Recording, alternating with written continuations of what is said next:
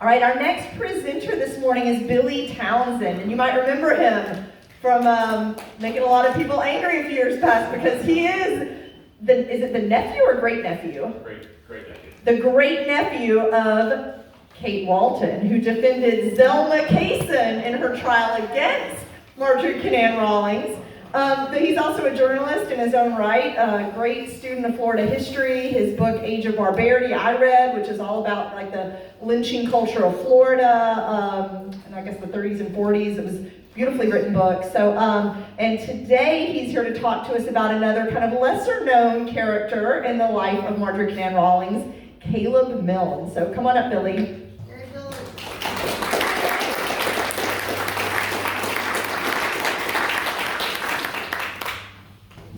Thank you. Okay, I appreciate it. I realize I am standing between everyone and lunch. I will try to run through this pretty quickly. This is a boiled down chapter from my book that I've been working on for basically 20 years, which is about the invasion of privacy case from my aunt's point of view. And the word self-sovereignty here is actually very important. If you read my aunt's ideas, the case was really about the question of self-sovereignty. It was, and privacy is sort of an outgrowth of that. The term invasion of privacy has two big words in it. One's privacy and one's invasion. And I think invasion is what really drives a lot of this. However, this particular chapter has very little to do on its surface with the case, but has a lot to do with it in the background of it. And with that, one other thing, there are some copies of this out on the tables in my paying life.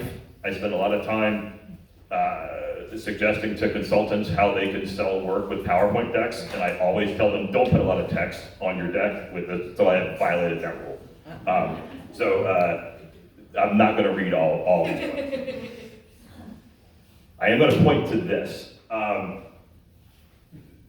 The period of 1943, the first half of 1943, I would argue is the happiest high water mark of Marjorie Rawlings' life. She had her new husband, Norton. She was becoming like a mother to Julia Scribner, who was the daughter of her publisher.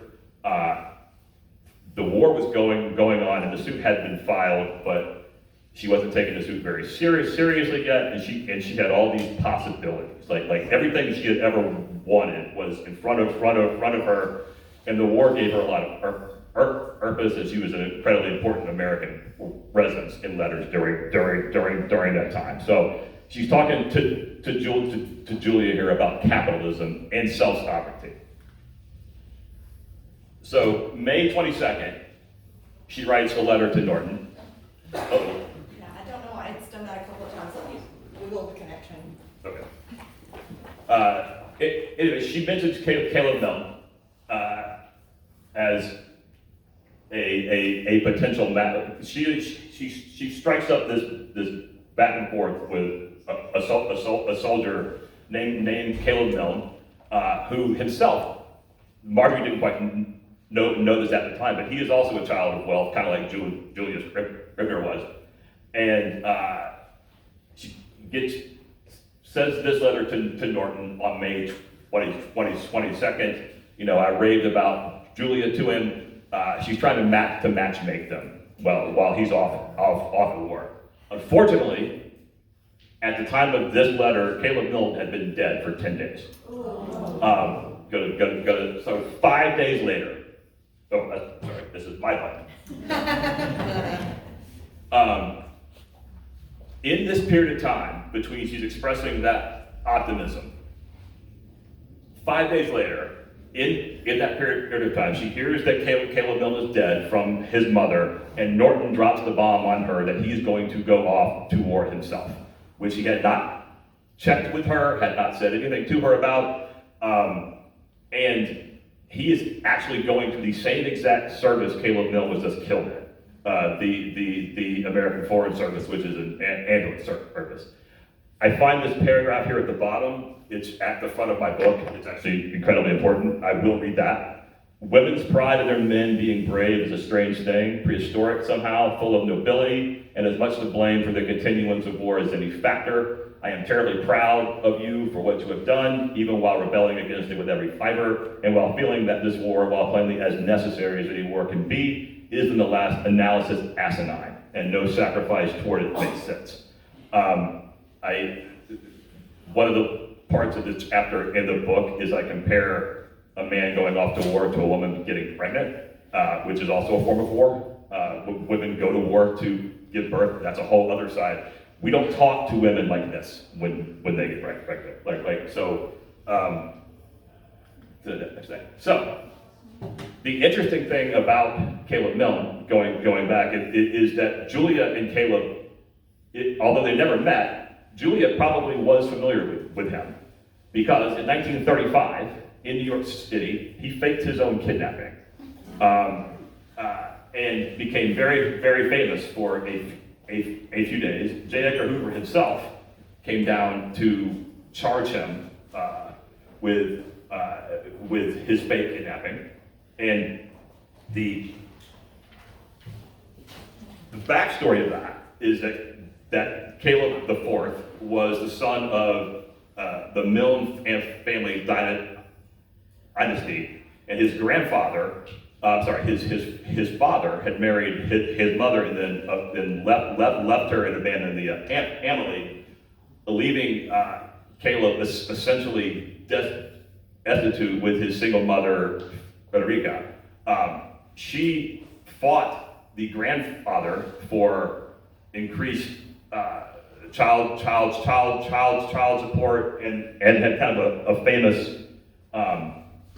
case in the Philadelphia area, and they went back and forth, and eventually she won in trial, and then the grandfather appealed and was able to pay them less money.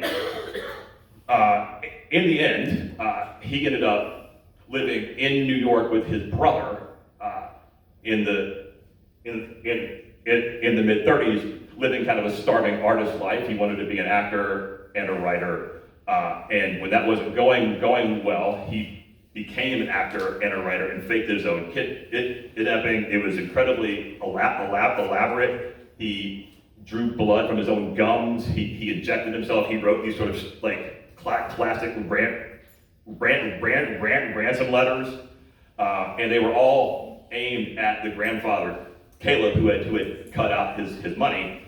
He wasn't actually going to collect from Caleb. He wanted to he wanted to gain publicity. He's an aspiring actor and writer, and here he is in this incredibly dramatic kidnapping plot. He thought he could leverage that to get an acting career. It didn't work out well for him. So suffice it to say, but Grandpa Caleb dropped the charges ultimately, and he was never prosecuted. Grandpa Caleb did make sure to cut him out of the will entirely. So he lived with his mother, Frederica, who a lot of you know the background with Marjorie and her own mother, and how bad that relationship was. It's I find Frederica Milne, Caleb Milne's mother, just an extraordinary woman, extraordinary person, and she never abandoned him after this thing. It's a little unclear how this happened, but Caleb kind of moved forward and found himself. There's a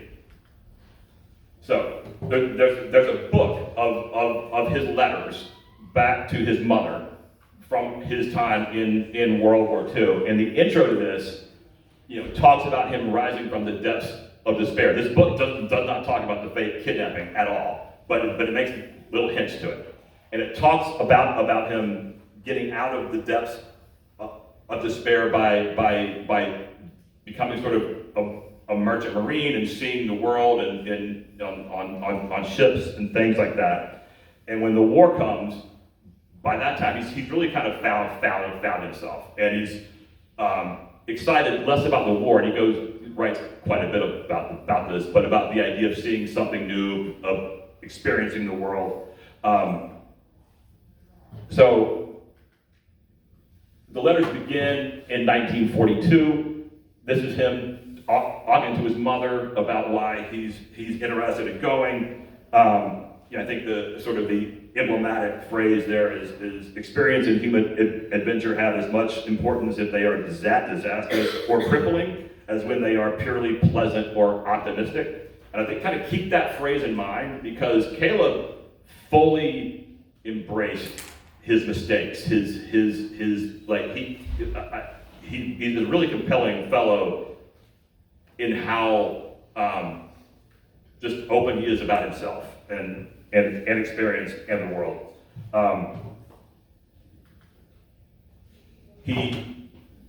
To get the whole trip to get to Africa where he fought is pretty fascinating. My book has quite a bit about the coastal U-boat war. You may not realize how that fits into the invasion of Ivan Central, but it does.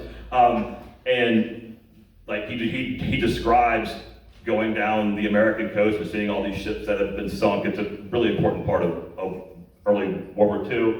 I think these quotes particularly give a little sense of the kind of person Caleb was. I mean, I think we use terms like liberal and conservative and all of that pretty imprecisely these days, but I think he's definitely an open-minded and tolerant, curious person. And I think his take on the religious service at sea is really fascinating to me. Then he talks about South Africa very concisely. Says the combination of Dutch and English in the civil life is rather charming, but oh, the snobbery and the caste system. And again, I think that's a man pretty with a lot of perception.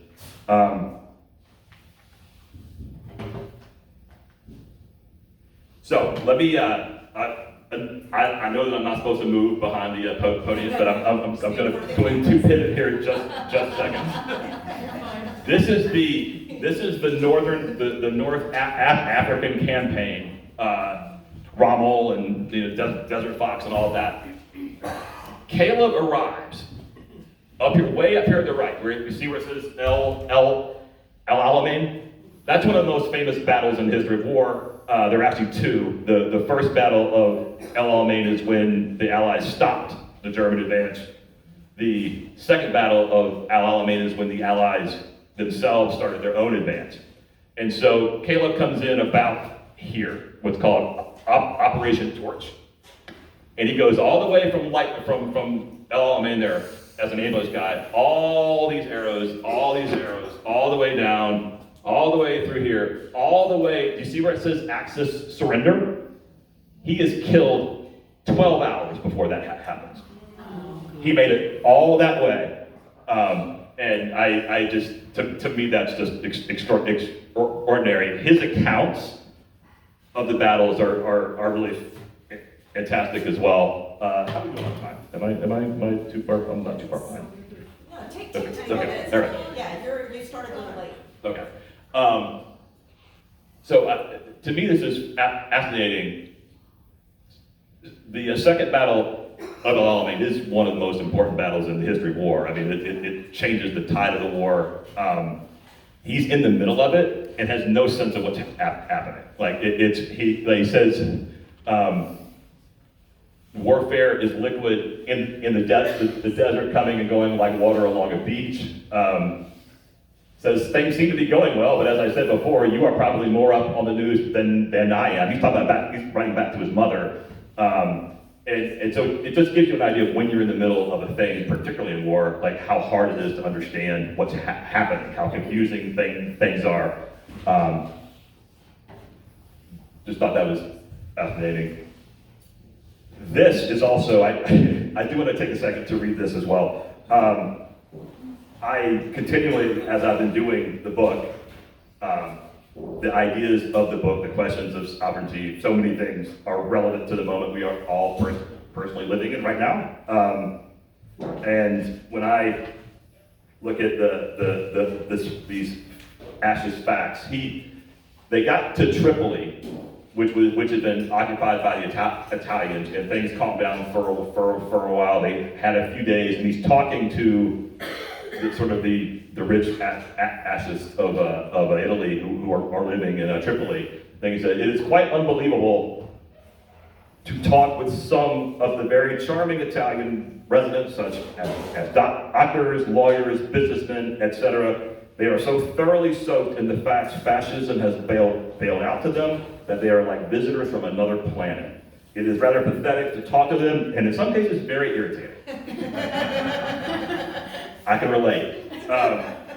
Yet, yesterday I was emphatically told that Rockefeller and Roosevelt were 100% Jewish blood, that America had many concentration camps, we kind of did, and that Russia was beaten daily by the Germans. For years, you see, they've heard only Italian and German propaganda and listened to the truth. I must have written that wrongly. Anyway. The truth is, for many of them, a jolting awakening. Again, things that just struck me as relevant. So the only mention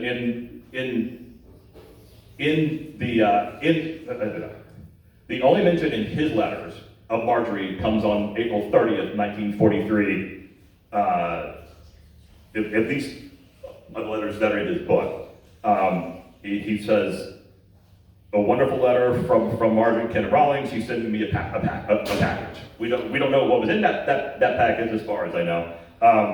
So my question to the scholars out there who are more scholarly than me: do any of you know if I cannot find any of the Milne and Marjorie letters that they exchanged with each other? Is there any? No. They seem to have been lost. I'm really surprised the ones that got to Marjorie are lost. I can see why hers would be, but that's just an interesting thing.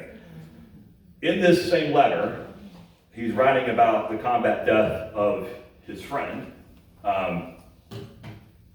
and I think the way he says the second thing here at the bottom: "It was a numbing shock to find one so full of simple life and red blood suddenly no more than a shoveled mound in this vast plateau, 2 cross strips of packing box to indicate that here lay private barns. It was such a jolt to see such a good mixture of vitality and smiles and health, reduced with such ghastly abruptness." I was just struck by that. I've always kind of thought that a little bit myself about death, like how abrupt it is for all of us, how large life is and how abrupt the end is. Anyway, so it just struck me. This is what happened to him. His last act was an act of incredible bravery. He was fighting. He was the American Field Service was not part of the U.S. military. It was it was sort of a way for educated or sort of upper class folks, it seems like, who may have been too old for the military itself, to join the effort. And he was attached to French and British armies, like free French and British armies in North Africa. They're fighting again way up in Tunisia, like they're almost done. And they're up in the mountains there, and he's wounded by shell fire while trying to rescue some legionnaires in the Free French Army. And like what the French did would take anybody in from any nationality.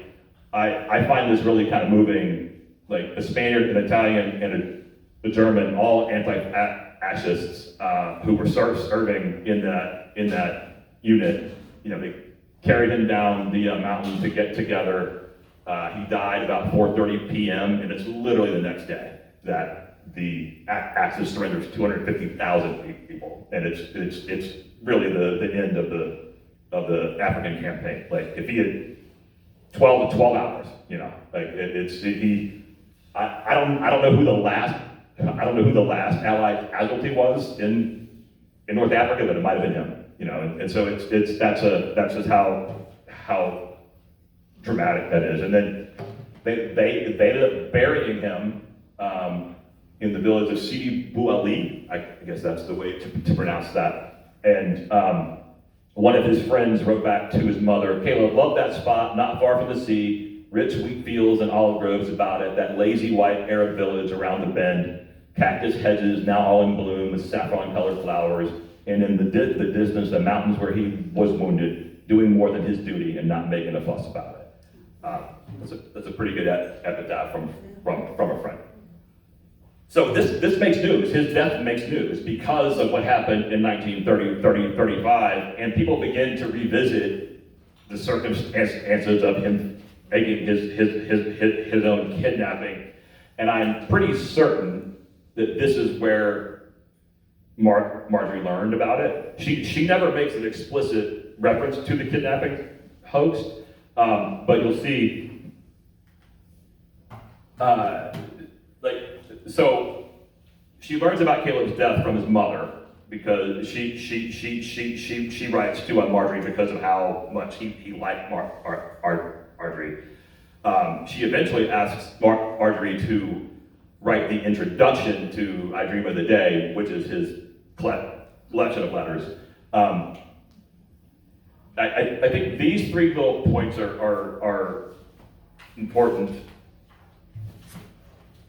And important actually to the invasion of privacy case in a way. She says to Norton, of course the crux of human beings is never what they do or say. I just want to stop for a second there. I think that's a fundamental belief Marjorie had, that there's always some hidden self beyond what you actually do and say. I know my Aunt Kate would have disagreed with that, and that is, I think that's sort of a fundamental thing here. It's, of course, the crux of human beings is never what they do or say, but what they think and feel, their hidden motives. Marjorie was forever identifying somebody's hidden motives incorrectly. It was deeply self-sabotaging for her relationships in her life. I mean, she managed to sabotage basically every close relationship she ever had, kind of through that kind of behavior. And you see it here. She's denying Caleb his own sovereignty. Like, the fake kidnapping is part of his sovereignty. It's part of his story. She's, in a way, taking that away from him. Even though she's trying to exonerate him, it's an act of generosity. It's still taking something away from him that he had fully accepted in himself. And I just think it's really just crucial to understanding her. So Caleb this strikes me as a very Caleb thing to do. He had written his death letter to his mother in advance of his death. If he was to be killed, he had a letter for her. It's incredible. You should read it. You can get I Dream of the Day. It's essentially free on Kindle. I can't recommend it enough. If you're a World War II person, it's a really great account of a World War II experience. And if you just like good writing, he's just a cool, thoughtful guy to spend time with. I think the second graph here. I'll just read these three paragraphs real quick. I am not in the least unhappy for myself, and I beg of you not to be. I have had the rare pleasure and joy of living my life almost completely as I would have wanted to, and it has been, and is, a vivid, amazing, wonderful world so full of winter and spring, warm rain and cold snow, adventures and contentments, good things and bad, that the experiences already crowded into my days have answered every wish and need of mine for fullness and plenty. So much of life is imagination. An empty room is lonely only in your mind, and an old suit forlorn only through an intellectual process. Think of me today and in the days to come as I am thinking of you this minute, not gone or alone or dead, but part of the earth beneath you, part of the air around you, part of the heart that must not be lonely. Oh my dearest, he's talking to his mother. I hug you and hold you near. Be happy as I am. I am so close to you and always will be. Will you split a kiss with Fred and Aub and a hug for the dogs? We must keep the garden blooming and the driveway neat, and in the spring, some new bulbs and a few more fragrant shrubs. And I'm hoping this letter will be for you as a seed catalog in January. That's the final thing his mother ever read about. And I think there's a really beautiful postscript to that.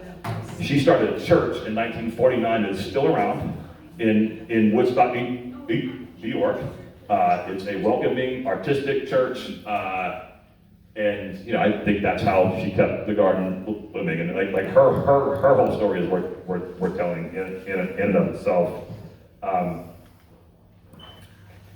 And that's a shameless plug. So I will, I would just add that it's amazing how perfect Caleb and Julia were for each other, and the fact that they never actually met, I think, is very, very sad. And so, also, I want to thank the fantastic Flo Turcotte for all that work she did on Julia's letters. They are revelatory and really important for my book. And if anybody has a question, I'm happy to do it, to take one. Otherwise, I'm happy to go eat. Yes, ma'am. Do you know who the photographer of that beautiful profile of Caleb is? I do not. Do you? Do you not? No. No, what I know of him is Where's that photo from? The profile. Well, there are a bunch of newspaper photos. You know what? I probably should go and look more closely at. They're probably a credit on them, but I don't know. Photo you showed with the profile. That's on the book. When you buy I Dream of the Day, But you don't know the photographer. I don't know. No, ma'am. But I can go back and check and see if I can see it. Who edited those letters? Who published them? I think his mother did. Honestly, she certainly collected them. I think she was the driving force. Marjorie wrote an introduction for it. There is an editor who kind of narrates it, but it's overwhelmingly Caleb's stuff. So I'm sorry, somebody. Vicky had her hand raised in the back. Yeah, there. Now, I was going to mention that the American Field Service in New York, their archive has the letters that you mentioned. So I'm wondering if maybe some of Marjorie's letters are also there. They are. Oh. So because There are some, yeah, I think there would be there. Okay. It's also interesting to compare, we look at Norton's letters during World War II to Marjorie. There's some similarities in the two, and the things that she admired about Caleb, and his letters are just beautiful. Yeah. Right? Yeah, if he had survived the North African campaign, they probably would have sent him to Burma. He probably would have been right there, side by side with Norton, afterward. Yeah, and he also he received, I was applauded de guerre, rich medal gas from the French government after his death. Yeah, yes, he did. Yes. Yeah. So, Deb, I'll circle back with you because I'm curious about if there.